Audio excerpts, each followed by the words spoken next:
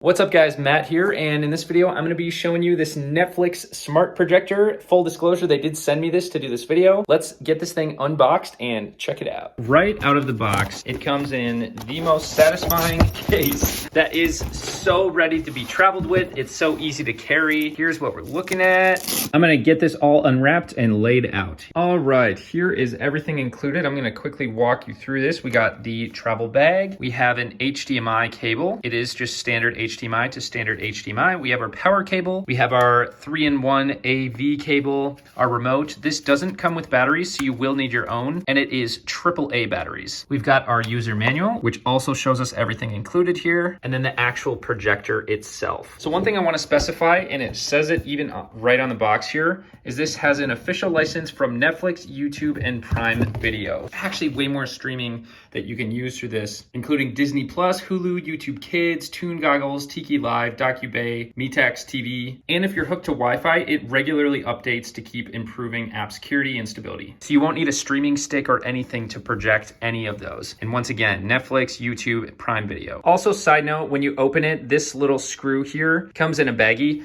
You can actually just thread that on the bottom screw here, and this can be your balance. So if you're setting this down, you can see that'll be your degree of lift. And if you don't want to use that, this is your standard 1/4-inch threading that you can easily mount this on a tripod. So obviously here is the projector itself. It does come with a lens cap on the front. You can just take that off. We do have a focus wheel, a keystone wheel for leveling the screen, and then some navigation buttons for the menus. The back is just some fans. We've got all of these ports over here. We've got our headphone port, audio visual, USB, another USB port, and an HDMI input. Note that this USB-T port is actually for charging your phone or connecting a mobile hard disk or USB flash disk. Then flipping it over on the other side, we have our power input just for our standard power cable. And on the front right here is the infrared receiver. So that's where you should be pointing the remote for the best connection. The rest of these specs are worth mentioning as well. This is a 1080p projector. You can connect it to Wi-Fi via 2.4 gigahertz or 5 gigahertz. It's got Bluetooth 5.0. It does have some onboard speakers on the projector itself, which is nice just for setting things up, but I would definitely recommend hooking to some Bluetooth speakers or just plugging into some other external speakers. And then we've got all these different possible connections for streaming. And this projector can project from 40 inches to 200 inches. And I'll be demonstrating that on this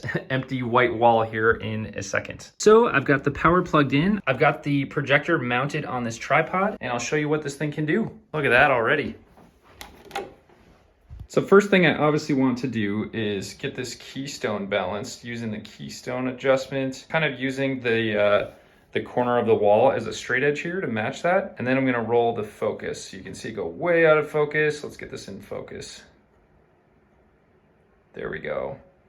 And look at all of these apps that are already ready to use. So from there, once we have AAA batteries in the remote, we can just navigate and literally go browse YouTube or Netflix. Here's Amazon Prime. You can use the shortcuts on the remote. You want to go to Netflix, you just hit that Netflix button. It really is so convenient. And you can hear the onboard speakers actually do get quite loud. But if you're wanting a lot of bass, you'll want some external speakers for sure. And then as for the actual menu of the projector itself, you can hit these 3 lines right here, the hamburger in the middle of the remote, and it brings you to the setup and all these different settings we have. This is also where you can connect to some Bluetooth speakers or connect to Wi-Fi. It does, of course, have these projection settings you can change if you need it to be upside down, and then some zoom settings too. Depending how far away you are, you can actually make it smaller intentionally. So I hope this video showed you exactly what to expect with this projector. I will catch you on the next one. Thanks for watching and happy streaming.